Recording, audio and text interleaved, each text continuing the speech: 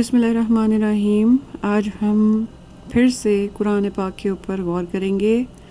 سب سے پہلے بہت زیادہ درود و سلام نبی صلی اللہ علیہ وسلم پر اور ان کی آل پر، اور اللہ تعالیٰ کے پاس جو بھی سب سے بڑا نمبر ہو اللہ تعالیٰ اس کو اس سے ملٹیپلائی کر دیں اور اتنے زیادہ درود بھیجیں نبی صلی اللہ علیہ وسلم اور ان کی آل پر۔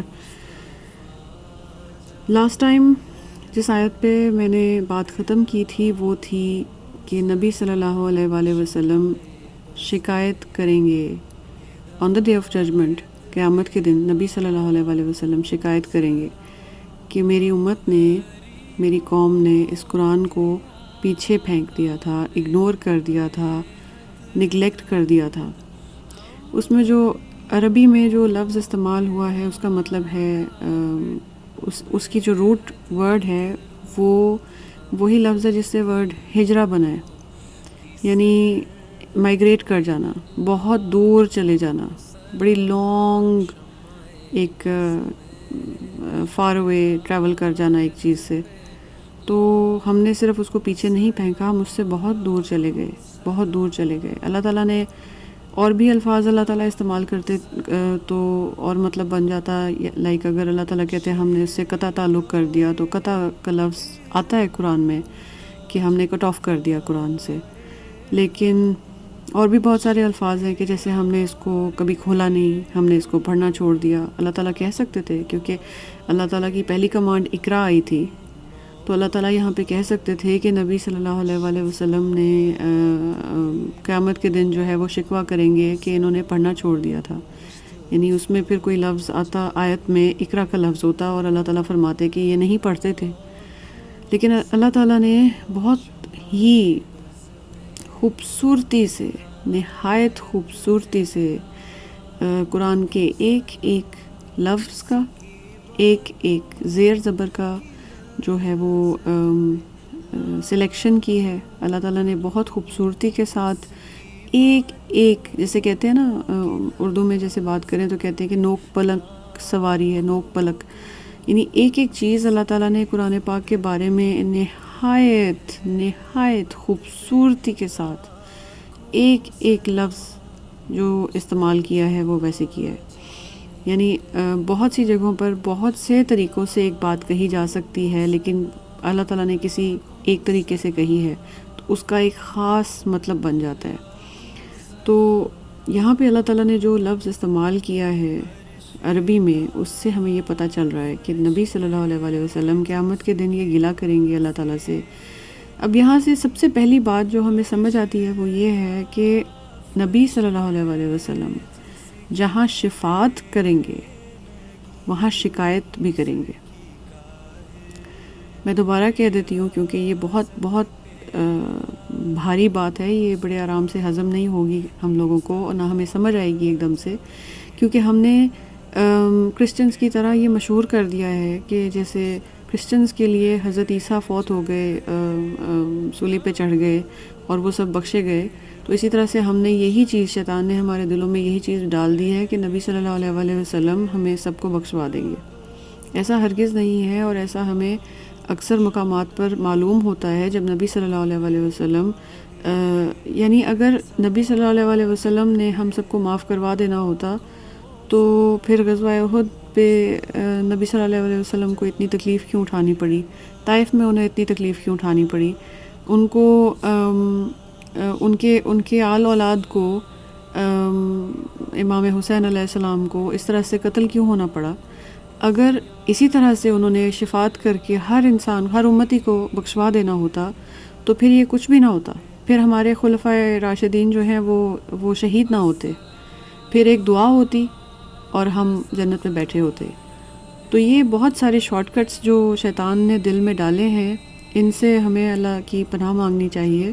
بہت سارے کانسیپٹس ہم نے ہندوؤں سے اور کرسچن سے ایسے اڈاپٹ کر لیے ہیں کہ ہمیں وہ یعنی ایک نیور اینڈنگ ایٹرنل دوزخ میں ڈال سکتے ہیں، اور ہمیں اس سے پھر کوئی نجات دینے والا نہیں ہوگا۔ تو اللہ تعالیٰ کے کلام پہ غور کرنا اس لیے ضروری ہے کہ جب ہم قرآن پڑھنا شروع کرتے ہیں تو قرآن اللہ تعالیٰ آپ کے دل میں رنگ کرنا شروع کر دیتا ہے. اللہ تعالیٰ آپ کے دل میں آہستہ آہستہ آہستہ آہستہ اپنی بات، آپ کو اللہ تعالیٰ کی ہر بات سمجھ آنی شروع ہو جاتی ہے. اللہ تعالیٰ جو کہنا چاہ رہے ہیں وہ دل میں اترنا شروع ہو جاتی ہے. تو جب ہمیں اس ایک آیت سے جو سورہ فرقان کی آیت نمبر 30 ہم نے لاسٹ ٹائم پڑھی تھی، اس سے ہمیں یہ پتہ لگ گیا کہ نبی صلی اللہ علیہ وآلہ وسلم جہاں پہ شفاعت کریں گے وہاں پہ شکایت بھی کریں گے. اور اس کی دلیل یہ ہے کہ نبی صلی اللہ علیہ وسلم جہاں رحمۃ للعالمین ہیں تو وہاں پہ انہوں نے جنگیں بھی کی. انہوں نے ان کے ساتھ جو صحابہ کرام تھے انہوں نے لوگوں کی گردنیں بھی اڑائیں. تو ہم اگر صرف یہ کہہ دیں کہ وہ رحمۃ للعالمین ہیں اور ان کی وجہ سے اور ان کے صرف ان کو ماننے سے اور قرآن پہ عمل نہ کرنے سے اور ساری زندگی قرآن نہ کھولنے سے ہماری بخشش ہو جائے گی، تو یو آر ڈیلیوڈیڈ.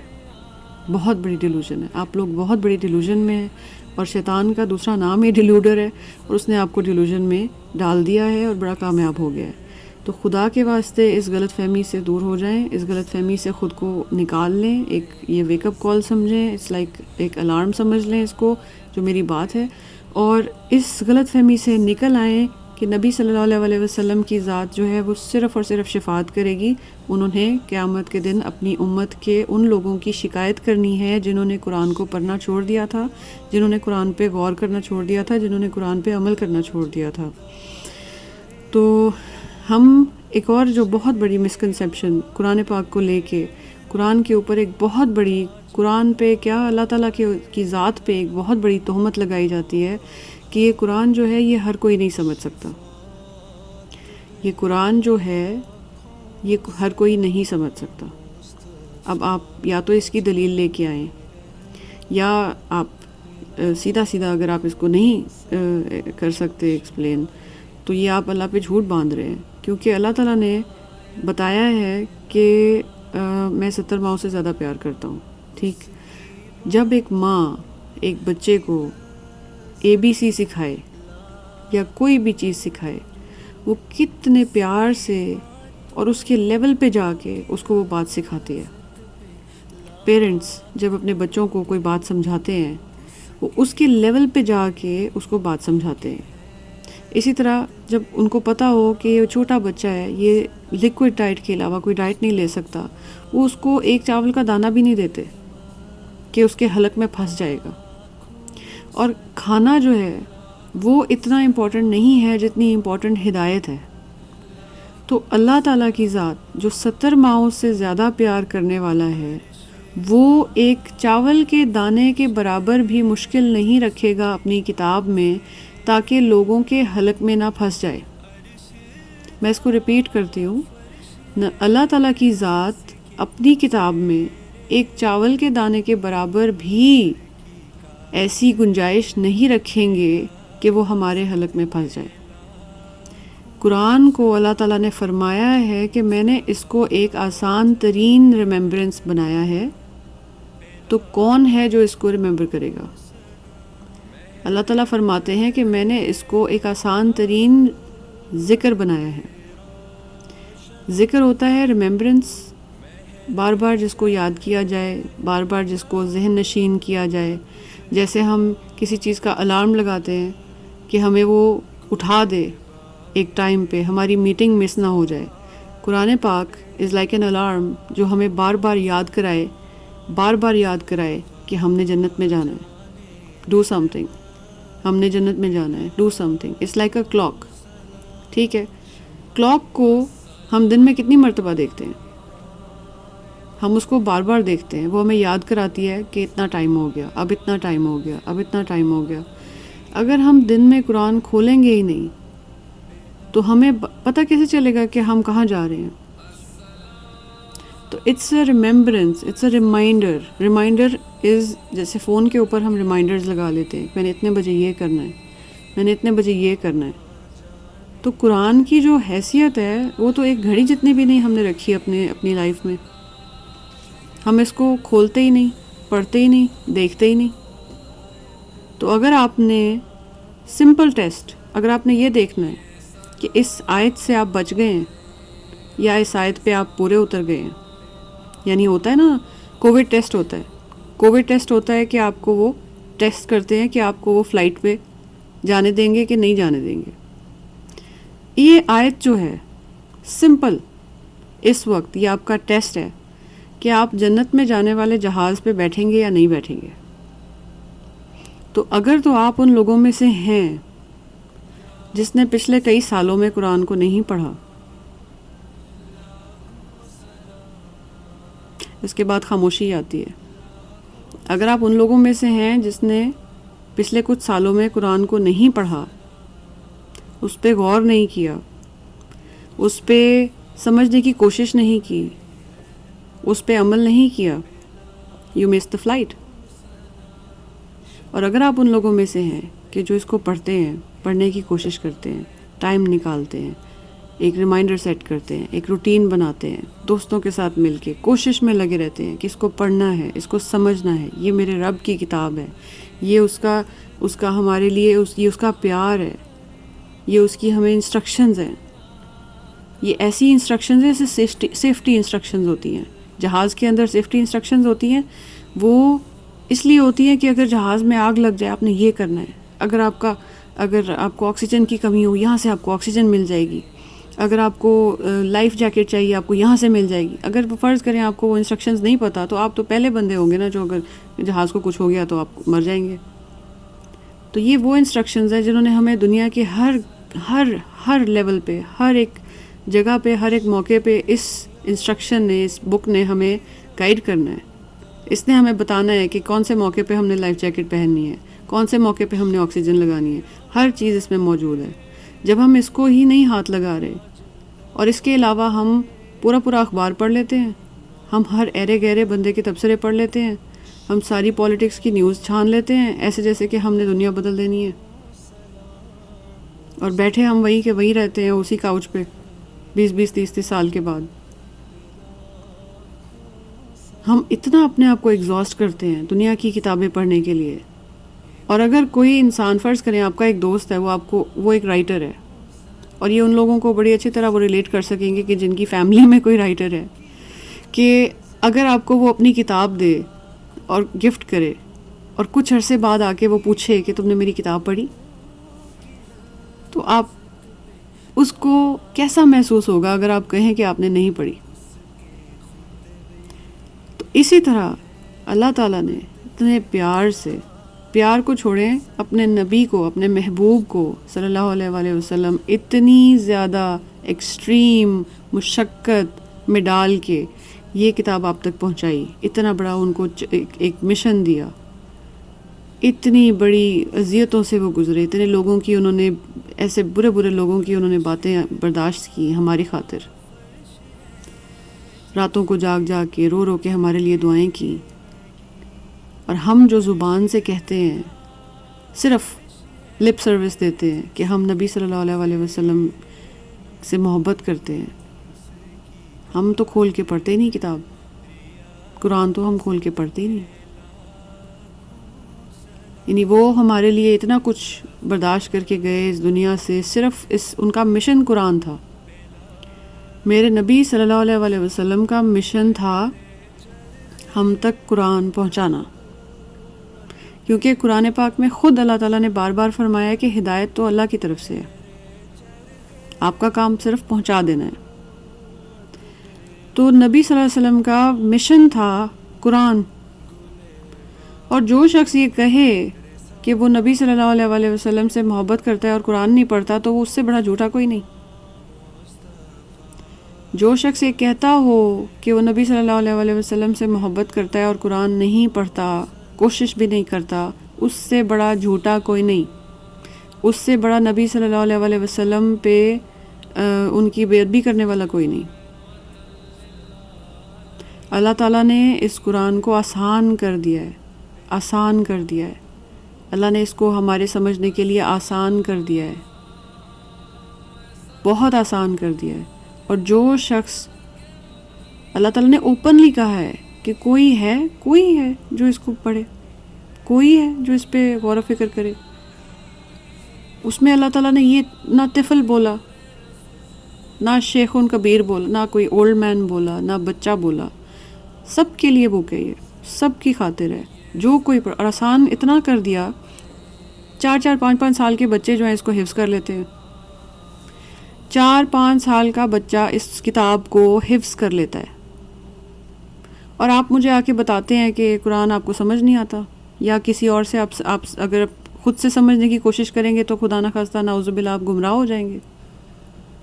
یہ اتنا بڑا جھوٹ ہے میرے رب پہ، یہ اتنی بڑی تہمت ہے میرے رب پہ،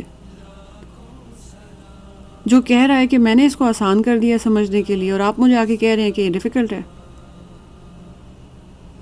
اللہ تعالیٰ نے اس قرآن کو سمجھنے کے لیے آسان کر دیا ہے. ایسے لوگ ہیں، صحابہ کرام کی زندگیاں اٹھا کے دیکھیں، 1 آیت 2 آیتیں سن کے وہ مسلمان ہو جاتے تھے. بکریاں چلانے والے لوگ، ڈیزرٹ میں رہنے والے لوگ، نہ ان کے پاس کوئی پی ایچ ڈی، نہ ان کے پاس کوئی یوٹیوب کہ جس کے گوگل جس کے اوپر وہ سرچ کر کے دیکھ لیں اور کمپیریٹیو ریلیجن کی وہ اسٹڈی کر لیں، نہ ان کے پاس کوئی ہارورڈ یا آکسفورڈ یونیورسٹی کی ڈگری. اونٹوں کو چرانے والے، کیمل رکھنے والے، بکریاں چلانے والے لوگ، اللہ کی شان دیکھیں کہ 1 آیت پڑھ کے سن کے، کچھ آیات سن کے آنسو ٹپکنے لگ جاتے تھے، مسلمان ہو جاتے تھے. آپ مجھے یہ آ کے کہیں گے کہ یہ ڈیفیکلٹ ہے. یہ بچے کو بھی سمجھ آ سکتا ہے، یہ بڑے کو بھی سمجھ آ سکتا ہے. اللہ تعالیٰ وہ بات جو سنسیئرلی اس میں سے گائیڈنس لے گا، اللہ تعالیٰ اس کو سمجھا دیں گے. نان مسلمز کی اسٹڈی جا کے دیکھیں، کبھی ان سے بات کر کے دیکھیں. ایسے لوگ ہیں جنہوں نے صرف ٹرانسلیشن پڑھی ہے انگلش میں اور وہ مسلمان ہو گئے ہیں، ان کو تو عربی نہیں آتی. ایسے لوگ ہیں جو کہیں گے ہم نے صرف سورہ فاتحہ پڑھی اور مسلمان ہو گئے. ہم پڑھیں تو صحیح، ہم اپنا موازنہ تو کریں. ہم ان لوگوں میں شامل تو نہیں ہو رہے جنہوں نے قرآن کو پھینک دیا تھا. یہ ابھی 1 آیت ہے، یہ ابھی صرف قرآن کی 1 آیت ہے. ہم اسی پہ پورے نہیں اتر رہے. میں آگے کیا جاؤں؟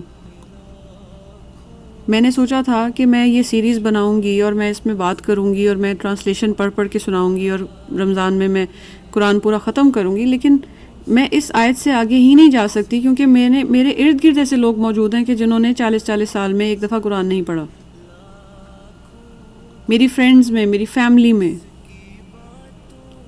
اور ان کو اگر آپ نے کوئی ٹرکش ڈرامہ دکھانا ہو تو وہ بغیر قضا کیے، بغیر پاز کیے دیکھتے رہیں گے. اگر آپ نے ان کو فلمیں دکھانی ہو، اگر آپ نے ان کو کوئی اور کتابیں پڑھانی ہو دنیا جہان کی، وہ پورا ہفتہ دیکھ لیں گے جاگ کے. اور یہ جو آج کل کی دور کو جو خاص طور سے جو آج کل کی جنریشن ہے، جس کو جین زی کا نام دیا گیا ہے، یہ جین زی اور کچھ نہیں ہے، یہ جنریشن زومبیز ہے. ہمارے بچوں کو زومبی بنا دیا گیا ہے. ہر وقت کیسے زومبی بن گئے ہیں. ذالک الکتاب لا ریب فیہ ھدی للمتقین. ہم نے اس الکتاب کو، دا بک آف اللہ کو فیس بک سے چینج کر دیا. اللہ کی بک ورسز فیس بک، کس کو آپ زیادہ ٹائم دے رہے ہیں؟ اس میں کوئی راکٹ سائنس نہیں ہے. آپ کس کو زیادہ ٹائم دے رہے ہیں؟ اگر آپ فیس بک کو زیادہ ٹائم دے رہے ہیں اور قرآن کو پڑھے ہوئے آپ کو انا للہ و انا الیہ راجعون، آپ کو اگر 5 سال ہو گئے ہیں، سال ہو گیا ہے، 10 سال ہو گئے ہیں، you fall into this category. آپ یہ کووڈ ٹیسٹ فیل ہو گیا آپ کا، آپ اس فلائٹ پہ نہیں جائیں گے جو جنت میں جا رہی ہے. تو یہ اتنی آسان باتیں ہیں، یہ ہمیں کیوں نہیں سمجھ آتی؟ وہ اس لیے سمجھ نہیں آتی، ہم سمجھنے کی کوشش نہیں کرتے، ہم سمجھنا چاہتے نہیں ہیں. یا میں ایک اور مزے کی بات آپ کو بتاؤں. میں کسی سے اگر بات کروں کہ آؤ مل کے تھوڑا سا کچھ دنوں کے لیے اتنی مرتبہ کچھ آیات پڑھتے ہیں، سورز پڑھتے ہیں، قرآن پہ غور کرتے ہیں، پڑھتے ہیں، اکثر کیا مجھے جواب ملتا ہے؟ یار ٹائم نہیں ہے. کمائی کرنی ہے، بلز دینے ہیں، ایگزام دینے ہیں. مجھے یہ سمجھ نہیں آتی کہ ہمیں اتنے شدید طریقے سے شیطان نے اس ٹریپ میں ڈالا ہے کہ رزق ہم نے کمانا ہے. اللہ تعالیٰ نے جب بیبی کو پیدا کیا، اللہ تعالیٰ نے جانوروں میں بھی اللہ نے اس کا دودھ پیدا کر دیا، ہمیں بتانے کے لیے کہ تمہارے پیدا کرنے سے پہلے میں تمہارا رزق بھیجتا ہوں. اس غلط فہمی میں مت آنا کہ تم اپنا رزق خود تیار کرو گے. پوری دنیا میں آج تک کسی کے لیے آکسیجن کم نہیں ہوئی. کبھی آکسیجن کا قحط پڑے؟ کبھی آکسیجن کا قحط پڑا ہے؟ ابھی تک میں نے نہیں سنا. کسی اس میں ہسٹری چینل میں یا کسی نیشنل جیوگرافک میں نے نہیں سنا. پانی کا قحط سنا ہے، پانی کم ہو جاتا ہے، بارشیں کم ہو جاتی ہیں. آکسیجن کا قحط میں نے نہیں سنا. تو اللہ تعالیٰ نے تو ابھی تک تو کتنی ایسی نعمتیں ہیں جو اللہ تعالیٰ نے کبھی ہمیں فیل نہیں ہونے دیا کہ یہ کبھی کم ہوتی ہیں.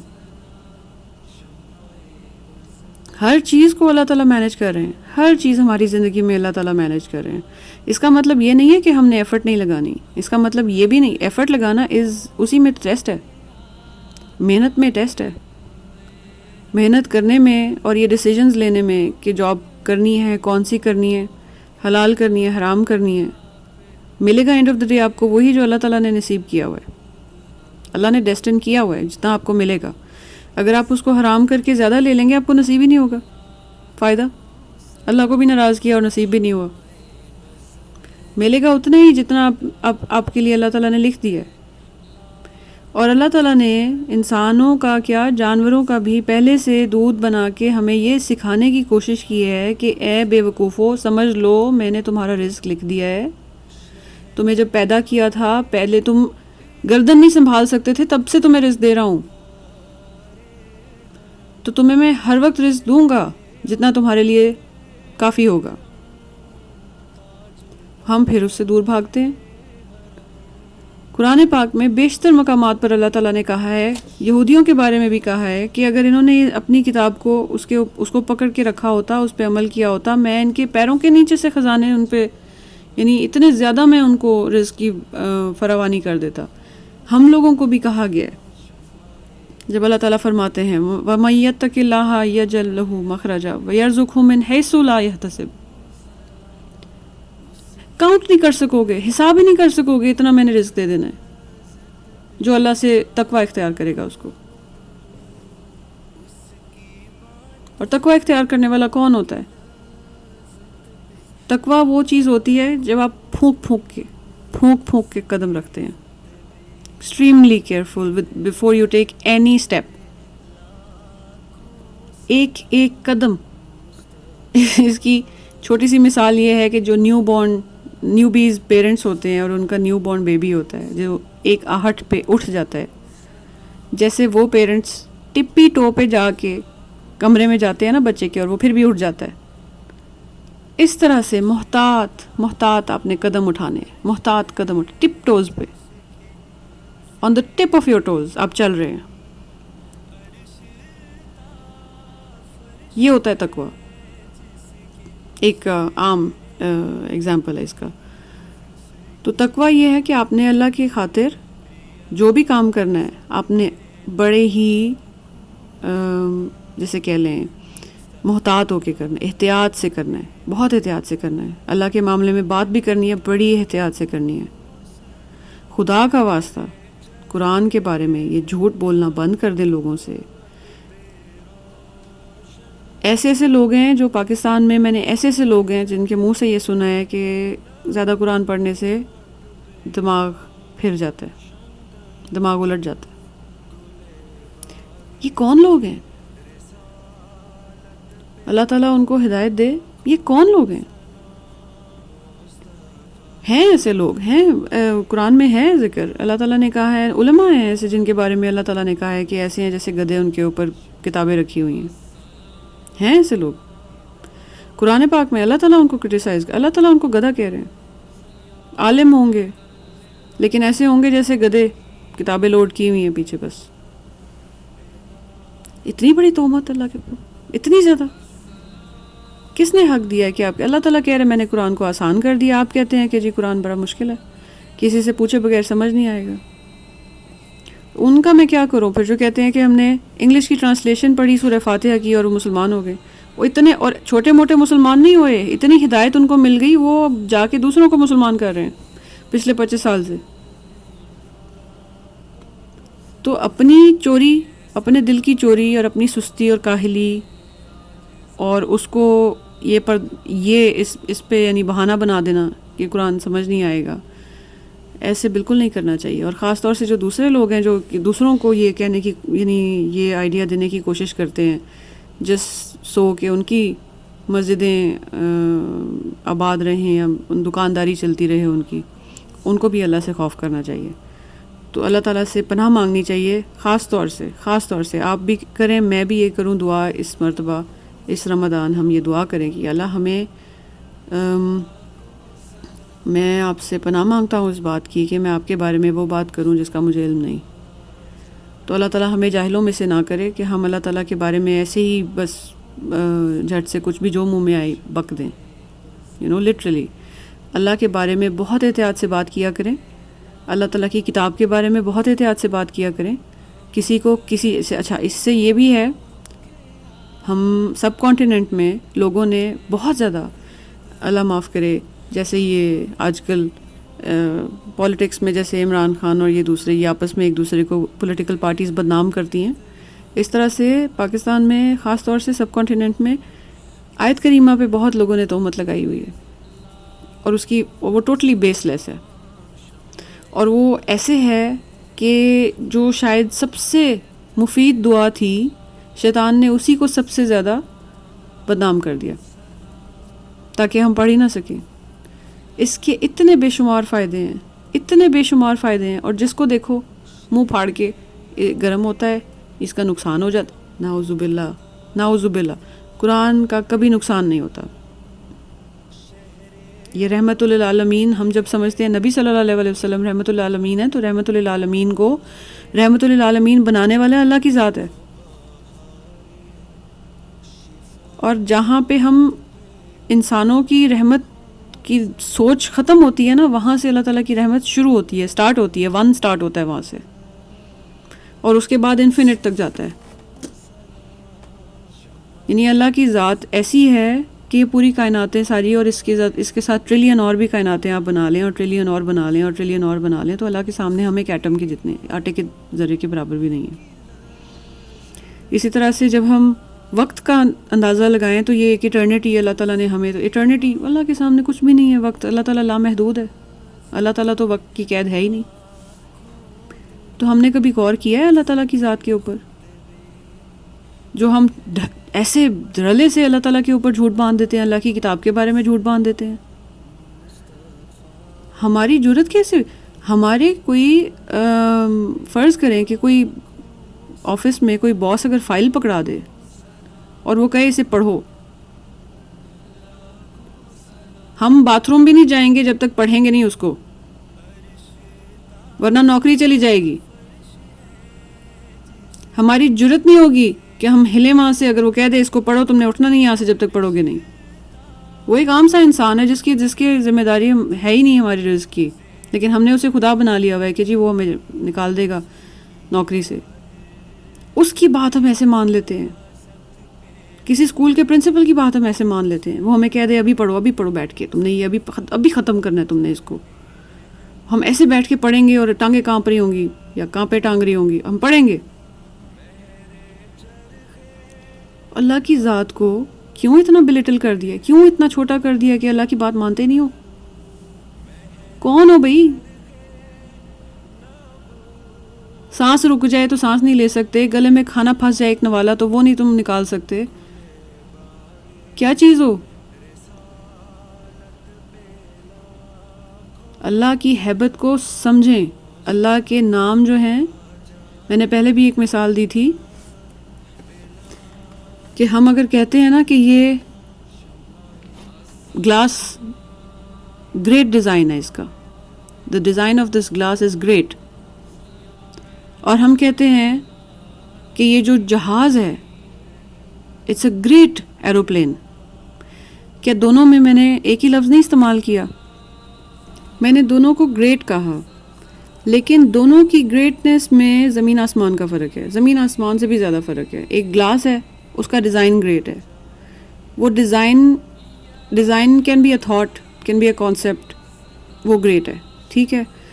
لیکن ایک فزیکل ایک جہاز بڑا سارا، وہ اس کی اڑتا ہے، ادھر سے ادھر جاتا ہے، لوگوں کو لانگ ڈسٹینس ٹریول کرواتا ہے، اس کی اتنی پاور ہوتی ہے، اس کا اتنی ساری چیزیں اس کے ساتھ ریلیٹڈ ہیں. لیکن میں نے گریٹ اور گلاس کو بھی، ڈیزائن کو بھی گریٹ کہہ دیا، اس کو بھی گریٹ کہہ دیا. تو ہمارے ذہن جو ہے نا وہ اتنے چھوٹے ہمارے ذہن ہیں کہ ان میں جب ایک ٹائم پہ ایک تھاٹ آتا ہے تو دوسرا تھاٹ نہیں آ سکتا. ایک لمحے میں ایک تھاٹ آتا ہے، ذہن فل ہو جاتا ہے ہمارا. ہم ایک سیکنڈ میں، یعنی ایک تھاٹ کے ٹائم پہ ایک تھاٹ ہی سوچ رہے ہوتے ہیں، وہ جائے گا تو دوسرا تھاٹ آئے گا. اتنا لمیٹڈ ہمارا برین ہے. تو ہم سمجھتے ہیں اللہ تعالیٰ کی گریٹنس، ہم سمجھتے ہیں نا، تو یہ غلط فہمی ہے. اللہ تعالیٰ کی گریٹنس ہماری سوچوں کی حدوں سے باہر جا کے اللہ تعالیٰ کی گریٹنس سٹارٹ ہوتی ہے. جہاں ہماری سوچ کی معراج ختم ہوتی ہے، وہاں سے اللہ کی گریٹنس سٹارٹ ہوتی ہے. اللہ کی گریٹنس کو سوچنا شروع کریں، آپ اسی وقت شاید ہلاک ہی ہو جائیں، آپ کو ہارٹ فیل ہو جائے. لوگوں کو کبھی کبھی نیوز ملتی ہے نا، جیسے کچھ لوگوں کو نیوز ملتی ہے کوئی سڈنلی، اور ان کو ہارٹ فیل ہو جاتا ہے شوق سے. اللہ تعالیٰ اگر ہمیں بتا دیں کھل کے اللہ تعالیٰ کیا ہے، ہم لوگ سارے ختم ہی ہو جائیں. لیکن اس کا مطلب یہ نہیں ہے کہ ان سے میں ڈرا نہیں رہی ہوں کہ وہ ان کی ہیبت، یہ ان کی پریزنس کی ہیبت ہم برداشت نہیں کر سکتے. اللہ کی پریزنس کی ہے، وہ اس وقت بھی پریزنٹ ہے. while I'm talking to you, Allah is present here, right? Everywhere he is present. اللہ تعالیٰ دیکھ رہے ہیں، ہر چیز مانیٹر کر رہے ہیں، دیکھ رہے ہیں، سن رہے ہیں، ایک ایک بات جان رہے ہیں. لیکن اللہ تعالیٰ کی مجھے کوئی پاس میرے آ کے کھڑا ہو جاتا ہے، اس کا مجھے احساس ہوتا ہے، مجھے غیر محسوس طریقے سے اللہ تعالیٰ ہر ایک کے ساتھ ہے، غیر محسوس طریقے سے.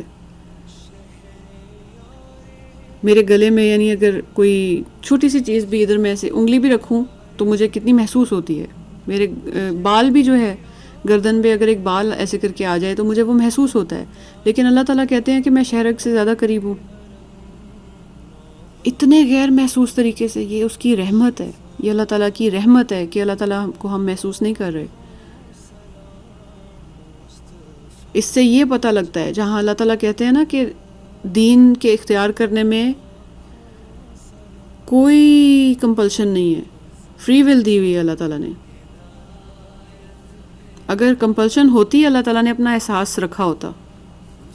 ایک عام انسان پاس آ کے کھڑا ہو جائے، اس کا شیڈو بھی ہمارے اوپر پڑ رہا ہو، ہمیں احساس ہوتا ہے.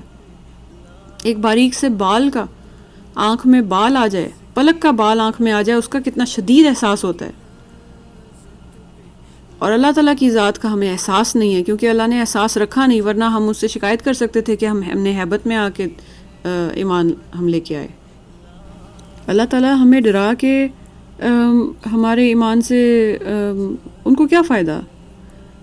یہ محبت کے فیصلے ہیں. اللہ تعالیٰ چاہتے ہیں کہ ہم ان سے محبت کریں، اللہ تعالیٰ چاہتے ہیں ہم ان کے شکر گزار بنیں. تبھی ایسی ایسی مثالیں اللہ تعالیٰ دیتے ہیں کہ جب ایک گناہ گار بندہ اللہ تعالیٰ کی طرف واپس رجوع کرتا ہے، ایسی شاندار مثال اللہ تعالیٰ نے دی ہے کہ بہت ہی شاید ہی کوئی ہو جس کو اللہ پہ پیار نہ آئے. اللہ تعالیٰ نے ایسی مثال دی ہے کہ ایک ریگستان میں اگر ایک شخص ہے جو کہ کہیں ٹریول کر رہا ہے اور اکیلا ہے، اور صرف ایک اونٹ ہے اس کے پاس، اور اس کے اوپر اس کا ساز و سامان ہے جو کہ اس نے ٹریولنگ میں یوز کرنا ہے، اور اس کے پاس اس کا میپ اور سارا راشن، ہر کچھ اس کے اونٹ کے اوپر ہے، اور وہ والا اونٹ اس کا گم ہو جائے اور وہ سارا دن ڈھونڈتا رہے، اور رات کو جب وہ مایوس ہو جائے کہ وہ واپس نہیں آئے گا، یعنی بالکل اس نے امید چھوڑ دی کہ اب تو نہیں واپس آئے گا، سب کچھ یعنی کہ وہ لٹ گیا، وہ سمجھے کہ میں لٹ گیا. اور پھر اس کو وہ گھنٹی سنائی دے اس اونٹ کی، یا اس کو نظر آ جائے کہیں دور سے کہ واپس آ رہا ہے وہ اونٹ چلتا ہوا، تو وہ خوشی کے مارے اللہ کا شکر ادا کرے اور کہے کہ میں تیرا رب، تو میرا بندہ. یہ جو بندہ ہڑبڑاہٹ میں الٹا بول گیا، میں تیرا رب تو میرا بندہ، اللہ تعالیٰ اپنے آپ کو اس سے ملا رہے ہیں اور کہہ رہے ہیں کہ مجھے اتنی خوشی ہوتی ہے جب تم میرے پاس لوٹ کے واپس آتے ہو اور مجھ سے توبہ کرتے ہو. تو یہاں پہ میں بات ختم کروں گی. اس واقعے کو، اس منظر کشی کو، اس مثال کو غور سے اس کے اوپر سوچیں اور سمجھنے کی کوشش کریں کہ ہمارا رب ہم سے کتنی محبت کرتا ہے، کتنی محبت کرتا ہے. کیا ہم اس سے محبت کرتے ہیں؟ اگر کرتے ہیں تو ہم اس آیت پہ پورے نہیں اترنے چاہیے جس میں نبی صلی اللہ علیہ وسلم اپنی امت کی شکایت کر رہے ہیں. ہمیں شفاعت والوں میں جانا ہے، ہم نے شفاعت والی لائن میں جانا ہے، ہم نے شکایت والی لائن میں نہیں جانا. تو آئیں یہ وعدہ کرتے ہیں کہ اس رمضان ہم نے شفاعت والوں میں بننا ہے انشاءاللہ.